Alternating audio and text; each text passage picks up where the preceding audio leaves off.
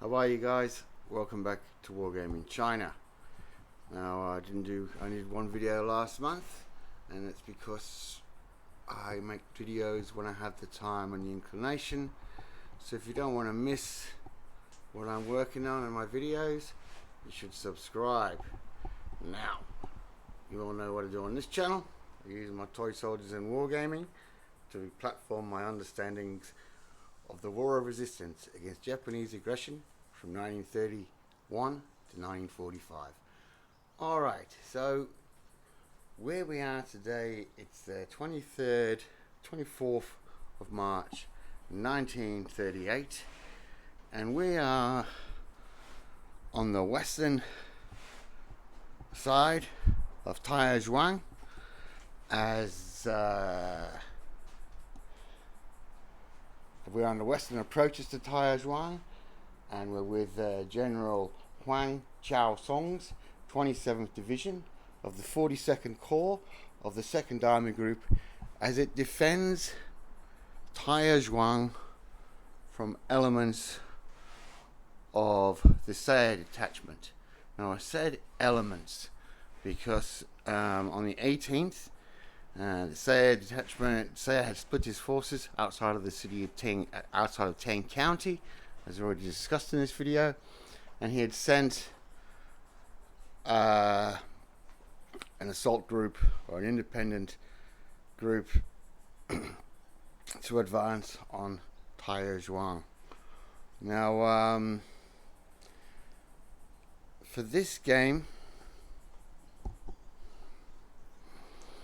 we're going to have to use a lot of imagination, because, to be honest, another reason that it took me a month to make a video is this terrain. Although it looks to you not challenging, it's really not where I want it to be. I mean, I've been doing the channel 5 years, and this is the first table that I just haven't been happy with, and I'll get into that right now. Now, Lai Zongren has attempted many ways defensively, and we've looked at them and studied them on my videos on this channel, of how to stop an enemy that is superior to you in everything. And well dug in, entrenched emplacements have fought, everything has failed so far. You can check the Japanese, but sooner or later the Japanese apply their forces to the right point of the Chinese lines and achieve a breakthrough. So Lai Zongren had looked at Taierzhuang, and he studied it closely, and I want you to, how can I put this? Taierzhuang, the buildings of the surrounding area and in the city itself are made of stone, not brick. They're made of stone, grey granite. And Lai Zongren had realized that on the approaches to Taierzhuang, as the Japanese approach from the northeast to the western approach to the western side of the city, he realized that these houses, homes and buildings, all built of heavy dressed stone, were in fact bunkers. And he would say Taierzhuang has 3,000 bunkers. Now, that sounds all very good, doesn't it? But just remember, Chinese have had bunkers before. We're interconnecting trenches, and these have been often, open to attack from the air, from artillery, chemicals, lots of different things. So I want you to use your imagination now, because all the buildings actually on the table are brick. So I want you to imagine that they are stone. Now, I'm not finished with asking you for your imagination yet. So how did Lai Zongren plan to defend the approaches to Taierzhuang against a superior enemy. Again, he's got to try something different. So I don't want you to imagine these as trenches, these emplacements as trenches. I want you to imagine them, and we're going to have to use our imagination in this game, as communication trenches, but very, very deep communication trenches. Okay? Now, these communication trenches are very narrow, and there's a reason for that. And this is where I'm going to get into a grey area, because from my understanding, and I don't quite understand this bit yet. Now, he topped off all of these communication trenches that link each position, and it was a maze. Lai Zongren said you couldn't walk 6 feet without falling into an entrenchment. So what he's going to do is he's going to use every door of all houses in the city to cover these communication trenches. And the timber of the average front door in China, rear door, front gate, is rosewood. Now, rosewood is a very, very tough wood. It can take a battering. Now, it all depends, and this is where the historical accounts aren't clear, how the doors are topping the trenches. Now, I seem to remember in the Spanish Civil War in Madrid, they laid doors across the top of their trenches to hide their movements in the low ground where the enemy had the high ground and could see into their trenches. But from the writings like this, it seems that there was a little bit more done than that. Because if we lay anything loose on the surface, even if it's relatively heavy, and artillery effects on it, it's going to move. And with trenches so narrow as these narrow communication trenches, if the door was to fall inside, and as I said, these are very tough doors, that could block your exit or egress, entrance or exit. So I had a look at it, and I thought about it, and I thought, okay, so if they didn't lay the doors just across the top of the trenches, because they could move, if they dug them in, the doors would have been even tougher would have been more resilient, even more resilient against the Japanese artillery. But also this would affect, if the Japanese did counterattack, they might perhaps be able to claim some cover as they went along the top of the doors. Now, was this possible? I don't know, you see, because Lai Zongren's plan is that the Japanese, if they enter these communication systems, these trench systems, they will be fighting face to face, one-on-one with the Chinese defenders. Now, which will take away all of their advantages. And if the Japanese choose to attack across the open ground, they will be handing the defensive. They will be handing the battle to the Chinese to react to in whichever way they want. So, a very difficult game, a very difficult battle, both for the Japanese and the Chinese, because and for the wargamer, because all of this movement through the trenches will have to be represented as hidden movement. And for the Japanese, there will be the challenges of whether to cross the trenches, cross these communication lines, or enter them. And some of these tanks, you know, they could be prone to a lot of accidents in this game. And so there was a lot of vagaries of this battle, But we do know that it's the 27th Chinese 27th Infantry Division holding the line here.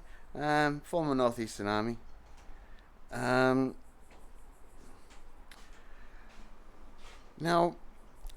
I want to talk now about the campaign so far that I've shown you, and let's just have a quick recap. So we have finished the Suzhou campaign. Opened with an assault, with an attack north by Ripe Ogisu's 13th Division in December 1937. Late December 1937. Now, by March 20th, the Japanese who had headed north, Ogisu's men who had headed north, had been checked. They had been repulsed from the northern bank of the Huai River and would advance no further, which allowed Lai Zongren to shift his 59th Army Group from its final attack on the Japanese at the Huai River to the northeast. And we will see, as we did see the Japanese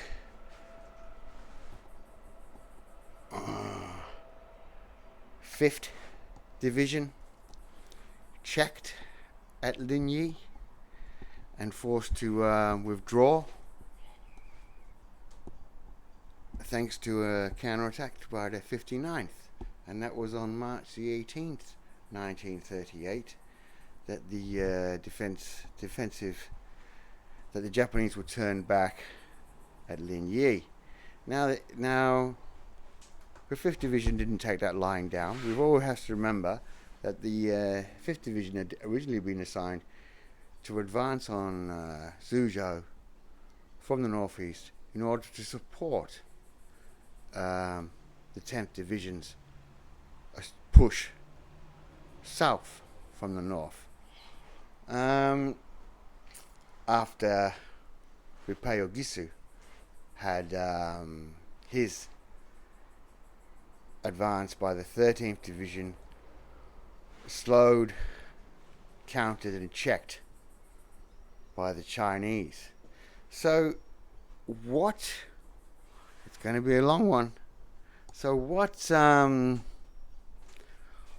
then had the 5th Division, the commander of the 5th Division, done? He decided to make an independent formation of the Sakamoto Division and try a right hook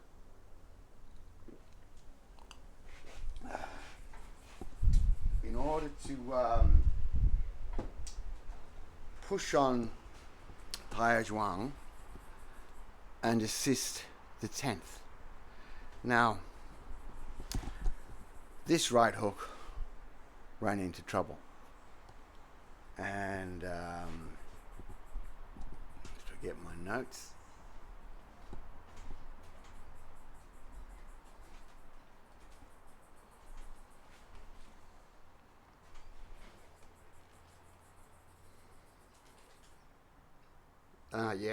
This Sakamoto detachment first ran into Tang Enbo's 20th Army Group at Xi'an City.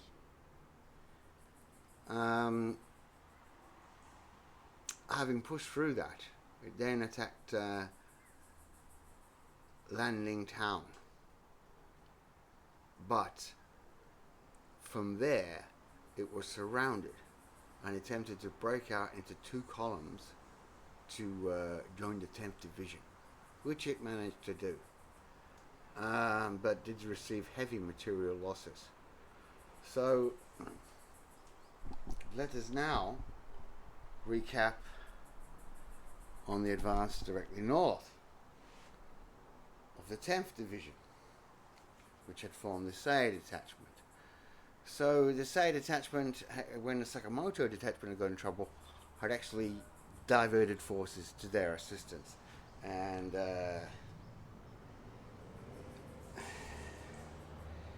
at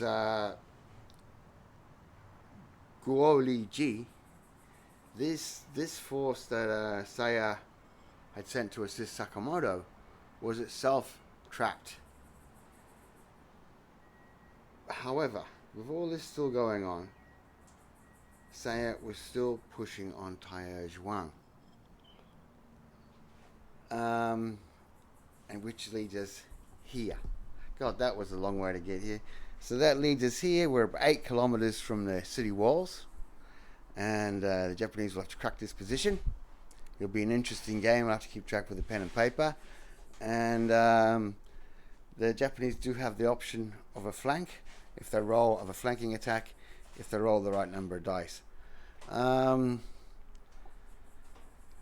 Geez, there's so much more to say about this battle, but I don't want to waffle on too much. Anything I missed I'll do in the after action report. I'll just show you more Japanese, because sometimes I think I forget to show you the soldiers. That's late war Japanese. I'm going to have, what we're looking at here is 2 battalions of Japanese with some armoured support, and coming on in the flanking move will be these armoured vehicles and another infantry battalion. So the Chinese are dug in. Now, fortunately for the Chinese, as I said in all those videos, that were all of those stands by the Chinese formations have been to buy time to build these defenses, to buy time to bring up equipment at army group level, equipment like 37mm anti-tank guns, equipment like German-made 105mm guns, equipment like German-made 150mm guns. During this battle from now on, the Chinese will outgun the Japanese with artillery. As far as artillery is concerned, the Japanese are about to find themselves outranged and outperformed by the Chinese artillery. Now, as all this is going on, Tang Enbo's, I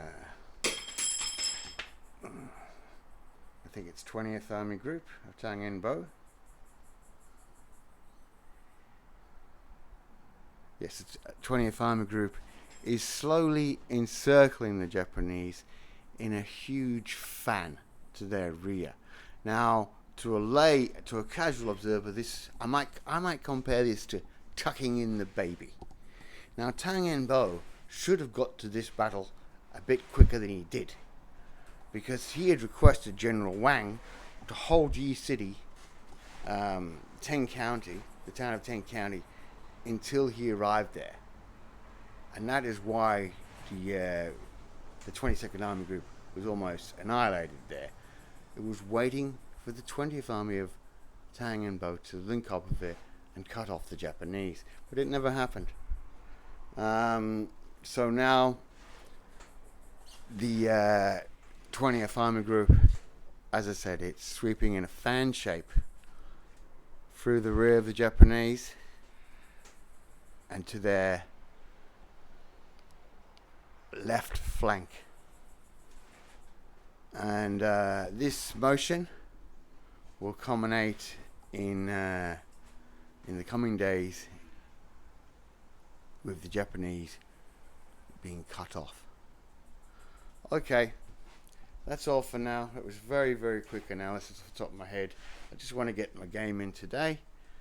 I hope you like that. I hope you press subscribe.